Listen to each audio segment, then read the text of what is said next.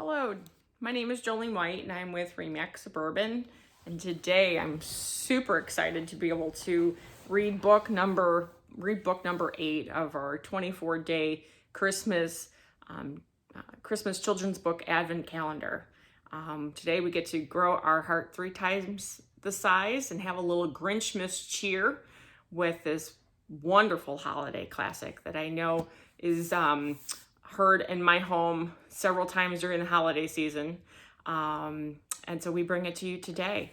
It is How the Grinch Stole Christmas by Dr. Seuss.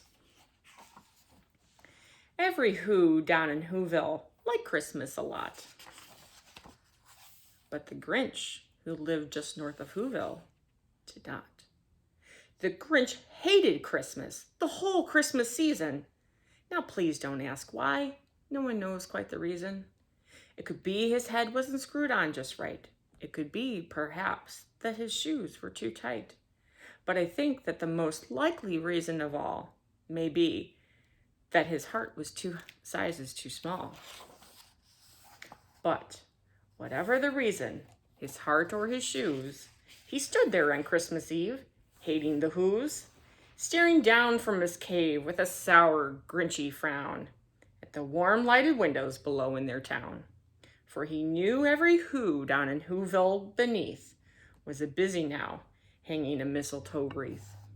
And they're hanging their stockings, he snarled with a sneer. Tomorrow is Christmas. It's practically here. Then he growled with his Grinch fingers nervously drumming. I must find some way to stop Christmas from coming. For tomorrow, he knew, all the Who girls and boys would wake bright and early. They'd rush for their toys. And then, oh, the noise. Oh, the noise, noise, noise. That's one thing he hated. The noise, noise, noise, noise. Then the Whos, young and old, would sit down to a feast. And they'd feast, and they'd feast, and they'd feast, feast, feast. They would feast on Who pudding and rare Who roast beast, which was something the Grinch couldn't stand in the least. And then they'd do something of all he liked least of all. Every Who down in Whoville, the tall and the small, would stand close together with Christmas bells ringing. They'd stand hand in hand, and the Whos would start singing.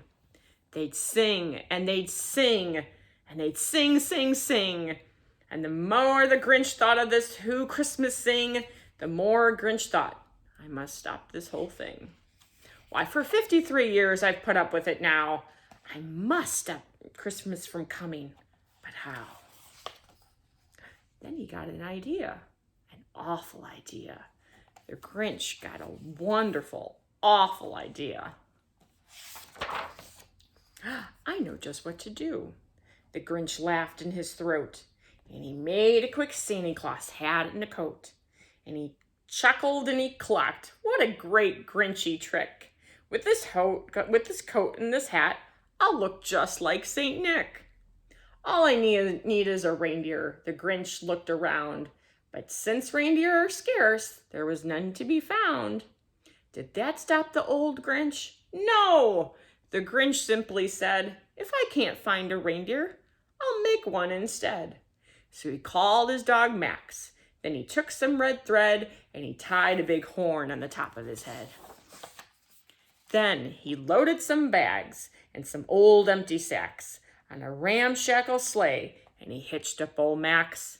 The Grinch said, giddy up, and the sleigh started down towards the homes where the Whos lay a snooze in their town. All the windows were dark. Quiet snow filled the air. All the Whos were all dreaming sweet dreams without care. When he came to the first little house in the square, this is stop number 1, the old Grinchy Claus hissed, and he climbed to the roof, empty bags in his fist. Then he slid down the chimney, a rather tight pinch. But if Santa could do it, then so could the Grinch. He got stuck only once, for a moment or two. Then he stuck his head out of the fireplace flue, where the little Who stockings all hung in a row. These stockings, he grinned, are the first things to go. Then he slithered and he slunk, with a smile most unpleasant, around the whole room, and he took every present. Pop guns and bicycles, roller skates, drums, checkerboards, tricycles, popcorn, and plums. And he stuffed them in bags. Then the Grinch very nimbly stuffed all the bags one by one up the chimbley. Then he slunk to the icebox. He took the Who's feast. He took the Who pudding. He took the roast beast. He cleaned out that icebox as quick as a flash. Why, that Grinch even took their last can of Who hash. Then he stuffed all the food up the chimney with glee. And now, grinned the Grinch, I'll stuff up the tree. And the Grinch grabbed the tree and he started to shove when he heard a small little coo of a dove.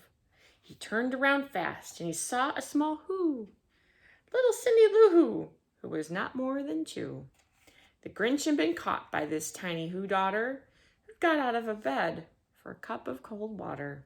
She stared at the Grinch and said, Santa Claus, why? Why are you taking our Christmas tree? Why? But you know, that old Grinch was so smart and so slick. He thought up a lie, and he thought it up quick. Why, my sweet little tot, the fake Santa Claus lied. There's a light on this tree that won't light on one side. So I'm taking it up to my workshop, my dear. I'll fix it up there, then I'll bring it back here. And his fib fooled the child. Then he patted her head, and he got her a drink, and he sent her to bed. And when Cindy Lou Who went to bed with her cup, he went to the chimney and stuffed the tree up. Then the last thing he took was the log for their fire. And he went up the chimney himself, the old liar. On their walls he left nothing but hooks and some wire.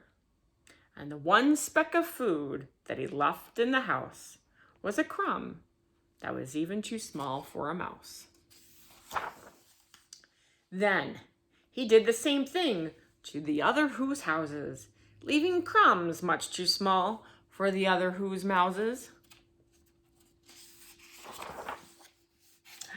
It was 1/4 dawn, all the Who's still in bed, and the Who's still a snooze when he packed up his sled, packed it up with their presents, the ribbons, the wrappings, the tags and the tinsel, the trimmings and the trappings. 3,000 feet up the side of Mount Crumpet, he rode with his load to the tip-top to dump it. Pooh-pooh to the Who's, he was grinchiously humming. They're finding out now that no Christmas is coming. They're just waking up. I know just what they'll do. Their mouths will hang open a minute or two. Then the Who's down in Whoville will cry, boo-hoo. That's a noise, grinned the Grinch, that I simply must hear. So he paused and the Grinch put his hand to his ear. And he did hear a sound rising over the snow. It started in low, then it started to grow.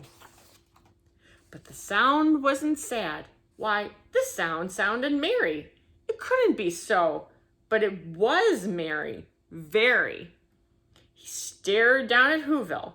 The Grinch popped his eyes, then he shook.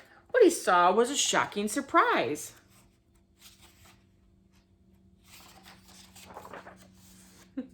Every Who down in Whoville, the tall and the small, was singing without any presents at all. He hadn't stopped Christmas from coming. It came.